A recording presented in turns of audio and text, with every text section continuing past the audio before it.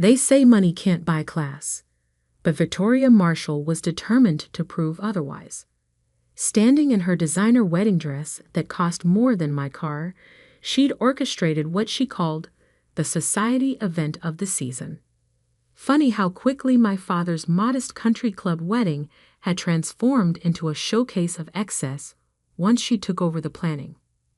My name is Olivia Bennett, and until 6 months ago, I was the VP of Commercial Lending at First Capital Bank, the same bank that was about to fund my father and his new wife's dream business venture. Life has a way of coming full circle, especially when people forget who you really are. I still remember the day Dad met Victoria at his hardware store. She'd walked in looking for authentic vintage tools to decorate her luxury real estate office. Back then, she'd been perfectly pleasant, even complimenting my financial expertise when Dad proudly mentioned my banking career. A banker? How practical, she'd said with that same smile she'd later used to cut me down at every opportunity. What changed? Simple. She discovered I wasn't just any banker. I was the daughter of the man she intended to marry. Suddenly, my career was quaint and limited. After all, in Victoria's world, women of status didn't work in finance. They ran charities and planned galas. Darling, she'd say to Dad, loud enough for me to hear, isn't it time Olivia found something more suitable? The banking world is so harsh for a young woman. Dad would just nod, already caught in her spell. My strong-willed father, who'd raised me alone after Mom died, who'd encouraged me to pursue my dreams in finance, was slowly transforming into Victoria's puppet. The wedding planning became her weapon of choice.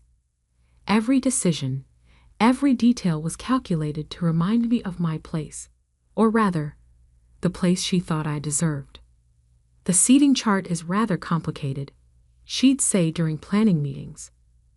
We have the governor's wife attending and several state senators.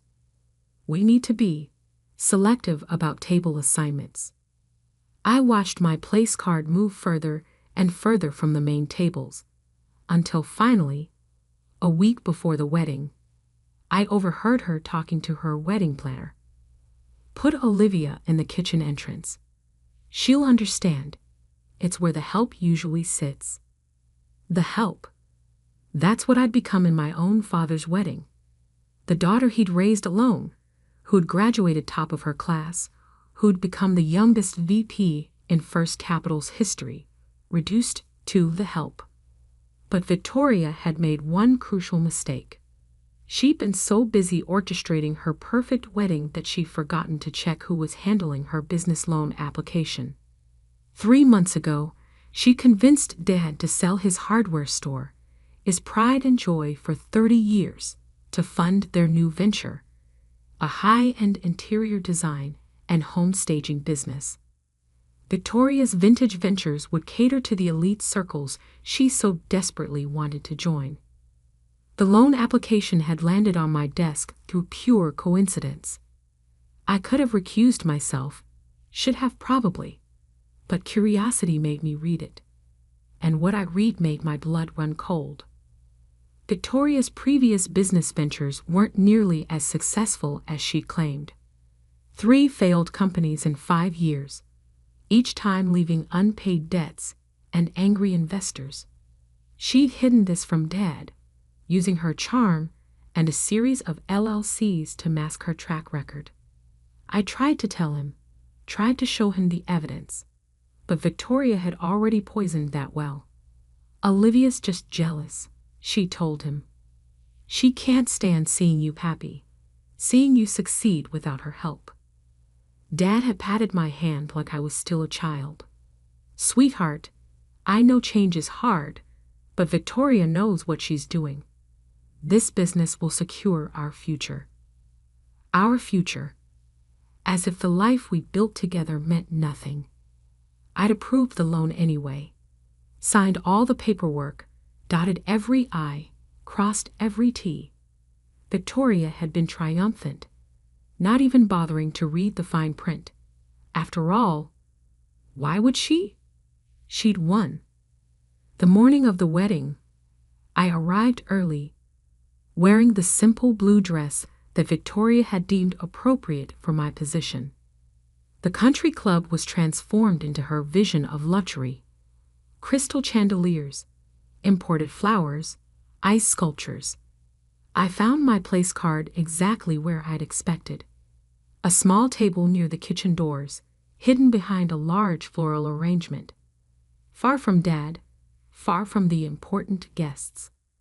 Victoria spotted me as she made her final rounds before the ceremony. Her smile was pure poison. "The kitchen's where you belong," she smirked, adjusting her diamond necklace. "Wouldn't want to embarrass the family." I nodded quietly and opened the banking app on my phone, the same app I'd helped design during my tenure at First Capital, the same app that gave me access to every loan approval in the system. Victoria floated away, secure in her victory, never noticing my small smile. She had no idea that while she'd been planning her perfect wedding, I'd been planning something too. You see, there's something they don't teach you in banking school. Timing is everything. And tomorrow morning, when Victoria and Dad returned from their honeymoon to start their new business venture, they'd learn that lesson the hard way. I tucked my phone away and took my seat by the kitchen doors. In a few hours, Dad would say, "I do" to a woman who'd orchestrated my humiliation. In 24 hours, that same woman would discover that karma has a way of serving revenge on a silver platter. The wedding coordinator began herding guests to their seats. The orchestra struck up the first notes of the wedding march, and I sat quietly, watching it all unfold, knowing that sometimes the best revenge doesn't need an audience. After all, I'd learned from the best. Victoria had taught me that humiliation tastes sweetest when served cold, in front of an audience. Tomorrow, she'd learn what happens when you underestimate the help. The ceremony began, and I watched my father marry a woman who'd torn our relationship apart. But unlike Victoria, I knew something she didn't. This wedding wasn't the end of the story. It was just the beginning. The morning after the wedding dawned bright and clear. I sat in my home office, surrounded by documents that would soon shatter Victoria's perfect world. My laptop displayed First Capital Bank's loan management system, a system I'd helped build, and one that still held a few secrets known only to its architects. I took a sip of coffee and began my work.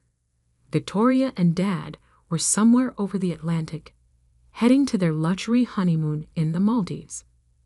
They had no idea that their dream business was about to crumble before it even began. My phone buzzed. A text from my colleague Michael in risk assessment. "Just reviewed the loan docs like you asked. How did we miss these red flags?" I smiled, remembering how carefully I'd structured everything. "Send the report to compliance." I texted back. Standard protocol. The truth was, we hadn't missed anything. I'd just waited for the perfect moment to discover the irregularities in Victoria's loan application. Timing, as they say, is everything. My desk phone rang. Amanda Torres, head of compliance. "Olivia? We have a situation with the Marshall Bennett loan approval." "Oh?" I kept my voice neutral, professional. "What kind of situation?" "Major discrepancies in the business history section. 3 undisclosed bankruptcies, multiple defaulted loans. How did this get approved?" I could hear her shuffling papers. "And the collateral verification, the property she listed as security, it's already mortgaged to 2 other banks." "That's concerning," I replied, fighting to keep the satisfaction from my voice. "Have you flagged it for immediate review?" "Already done. Given the severity, We're initiating an emergency cancellation. The funds were scheduled for release tomorrow. But now they won't be, I finished. Standard procedure for fraudulent applications. Exactly. I'll need you to sign off on the cancellation since you were the approving officer. I opened the relevant form on my screen, my cursor hovering over the signature line. In this moment, I thought about Dad, about the hardware store he'd sold based on Victoria's promises, about the way he changed since meeting her. Sending the signed forms now, I said, clicking submit. Will you handle the notification, or should I? Given your personal connection, I'll handle it. The notification will go out first thing tomorrow when they return from their honeymoon. Perfect timing. Victoria would walk into her new office space, the one she'd already leased and furnished with Dad's money, only to find that her dream business was dead before it started. After hanging up, I pulled out a thick folder from my desk drawer. Inside were copies of every document Victoria thought she'd successfully hidden. Her previous business failures, the unpaid debts, the investors she'd swindled. I'd been collecting them for months, waiting for the right moment. My phone buzzed again, a message from Victoria's daughter, Sophia, who'd been just as cruel as her mother throughout the wedding planning. Mom's so excited about the business. She's already invited all her society friends to the grand opening next month. It's going to be amazing. I didn't respond. Let them plan. Let them dream. Sometimes the best revenge is letting people build their castles in the air, knowing you're about to show them it's all made of sand. The rest of the day passed in a blur of calculated moods. I forwarded Victoria's true business history to every high-end design magazine that had agreed to cover her grand opening. I sent anonymous tips to the society columnists she'd been courting. By the time she returned, her carefully constructed image would be in tatters. That evening, I visited Dad's old hardware store, now empty, the sold sign still hanging in the window. 30 years of honest business, of serving the community, gone because Victoria had convinced him to chase her upscale dreams. My phone lit up with a photo from their honeymoon, Dad and Victoria on a pristine beach, her massive diamond ring prominently displayed. The caption read, "Planning our empire from paradise. Hashtag business goals, hashtag new beginnings." If only she knew. The next morning, I arrived at work early, wanting to be there when everything fell apart. At precisely 9 a.m., the automated system sent out the loan cancellation notice. At 9:05, Victoria's dream officially died. I didn't have to wait long for the reaction. At 9:17, my phone exploded with notifications. First came Victoria's text. All pretense of civility gone. "What have you doing?" Then Sophia. "Mom's hysterical. Fix this now." At 9:25, Dad called. I let it go to voicemail. Some conversations needed to happen in person. At 9:45, Victoria stormed into my office, her designer outfit slightly disheveled, her perfect makeup smeared by angry tears. Dad followed behind her, looking confused and angry. "You vindictive little," Victoria started, but I held up my hand. "Before you continue," I said calmly, "you should know that this meeting is being recorded as per bank policy. Now how can I help you?" Victoria's face contorted with rage. "You know exactly what you did. You canceled our loan." "No," I corrected her, opening the compliance report on my screen. "The bank canceled your loan due to numerous undisclosed prior bankruptcies and fraudulent collateral claims. Would you like to discuss those?" Dad stepped forward, his face pale. "What bankruptcies? What fraud?" I turned my monitor so he could see. "Victoria's had 3 failed businesses in 5 years, Dad. Each time, she left behind unpaid debts and angry investors. The property she claimed to own free and clear. It's mortgaged to multiple banks. She's lying. Victoria shrieked, but her voice held a note of panic. The documentation is quite clear, I continued, my voice professional and detached. Would you like to see the court records? Or perhaps the complaints filed by your previous investors? Dad sank into a chair, the reality of what he'd done. What she'd convinced him to do, finally hitting home. The store, he whispered. I sold the store. Yes, I said quietly. You did. Victoria's composure cracked completely. This is because of the wedding, isn't it? Because I'd put you in your place. I smiled, the same small smile I'd worn at the wedding. No, Victoria.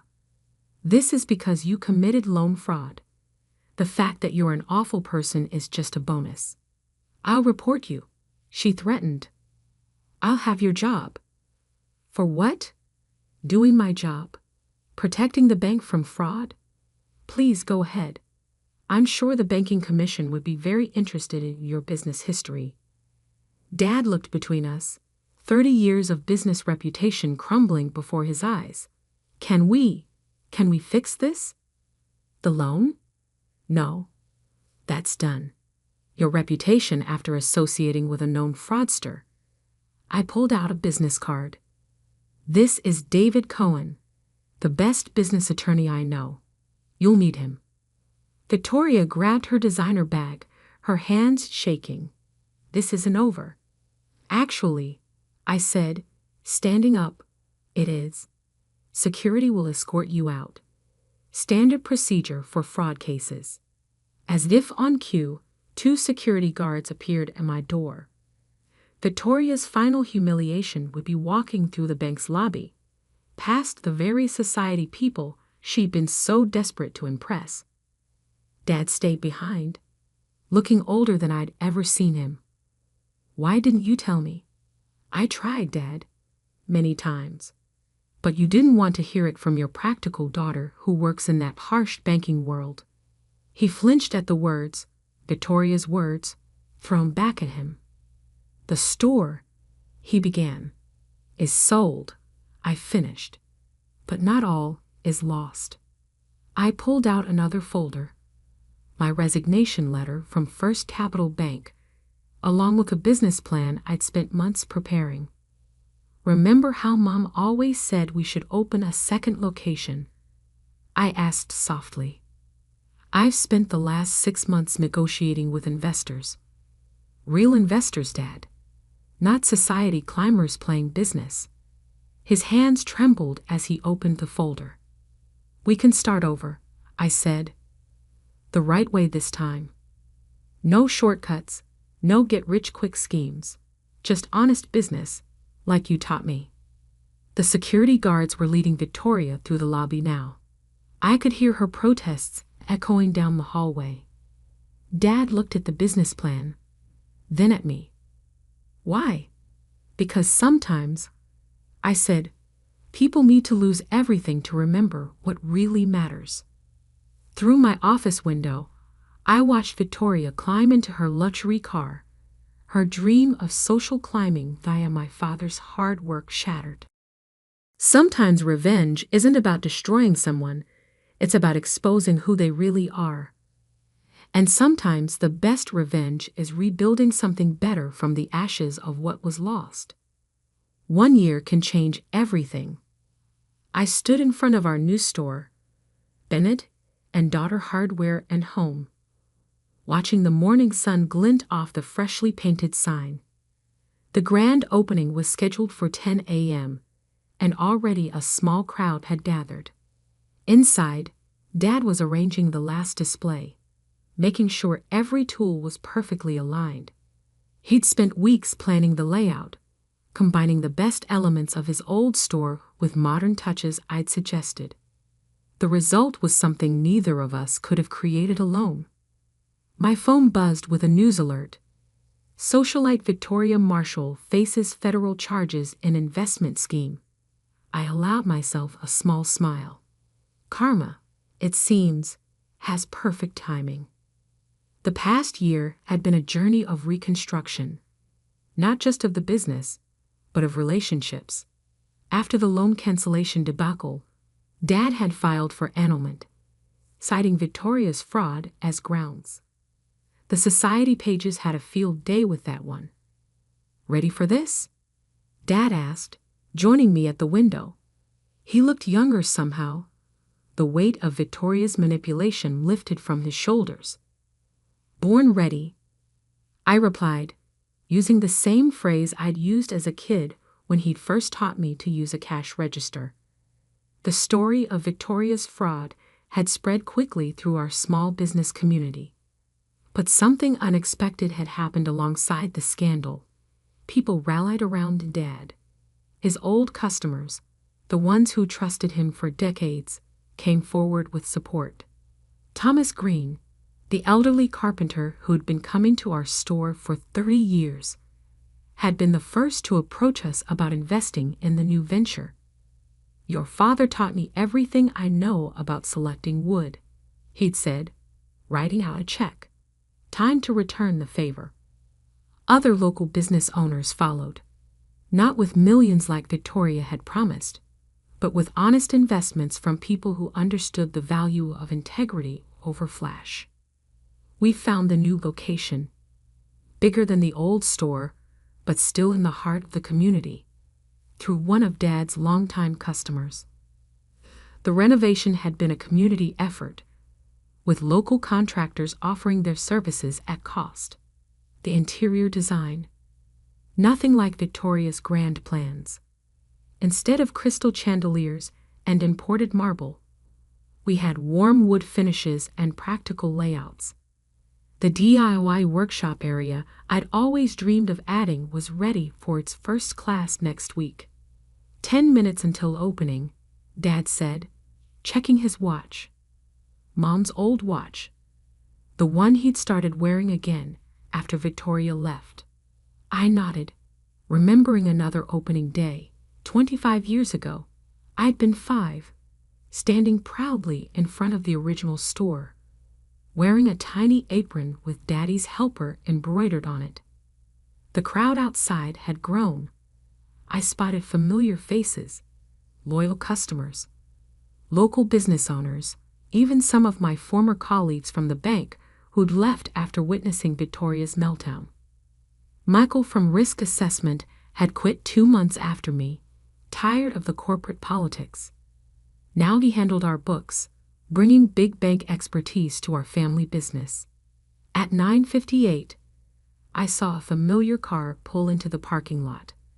Victoria's daughter Sophia stepped out, looking different from the last time I'd seen her. Gone were the designer clothes and superior attitude. She walked hesitantly toward the entrance. Dad tensed beside me, but I touched his arm. "It's okay," I invited her. Sophia had reached out 3 months ago after Victoria's arrest. Her mother's schemes had left her jobless and humbled. She'd asked for a chance to apologize, to make amends. "Your mother," Dad began, "is not her daughter," I finished. "Remember what Mom used to say about second chances?" He smiled slightly. "They have to be earned, not given." Sophia had earned hers, spending weekends helping us set up the store, learning the business from the ground up. Today she would start as our customer service manager, a real job, not the fancy title Victoria had promised her. At exactly 10 a.m., I unlocked the doors. The crowd streamed in, their excited chatter filling the space with energy. Local reporters covered the opening, not society columnists this time, but real journalists interested in a story of community and redemption. "Welcome to Bennett and Daughter," Dad and I said together, greeting each customer like family. By noon, we'd made our first 100 sales. By closing time, we'd exceeded our projected opening day revenue by 40%. But the numbers weren't what mattered most. What mattered was the moment a young girl walked in with her mother, pointed to my name on the sign, and said, "Look, Mom, a girl can run a store too." What mattered was seeing Dad in his element again, explaining the difference between Phillips and flathead screwdrivers to a first-time homeowner. What mattered was Sophia, helping an elderly customer find the right light bulbs, genuine smile replacing her old smirk. That evening, after the last customer left, Dad and I sat in the office, Mom's old desk between us, now holding both our computers. She would be proud, Dad said quietly, of both of us. I looked around at what we'd built from the ashes of Victoria's deception. You know what I think she'd be most proud of? What's that? That we proved success doesn't need schemes or fraud. Just honest work and real relationships. He nodded, understanding in his eyes. Speaking of relationships, I got an interesting call yesterday from Margaret at the bank. I raised an eyebrow. Margaret had been my mentor before Victoria came along. The board is investigating all of Victoria's connections. Seemed she had quite a network of fraudulent loans. They're restructuring the entire commercial lending division. He paused. They want you back as regional director. I thought about it for a moment, looking at our store, at the future we built. Tell them thank you, I said finally. But I'm exactly where I belong. Dad smiled, the proud smile I'd missed during Victoria's reign. Yes, you are. Later that night, as I was closing up, I found Victoria's wedding seating card, still tucked away in my desk drawer. Kitchen entrance. It read in elegant script. I smiled and dropped it in the shredder. Some things aren't worth keeping, even as reminders. My phone buzzed one last time. A message from the prosecutor handling Victoria's case, confirming my appointment to testify next week. But that was just details now.